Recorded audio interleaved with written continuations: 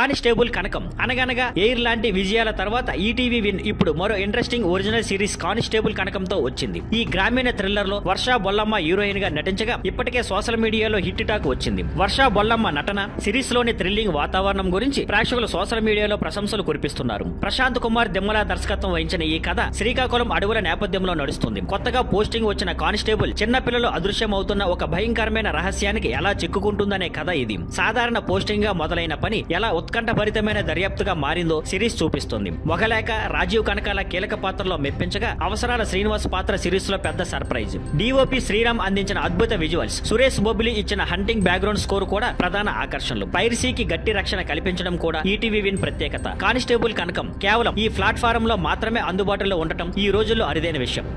Thank you for watching. Please like, share and subscribe.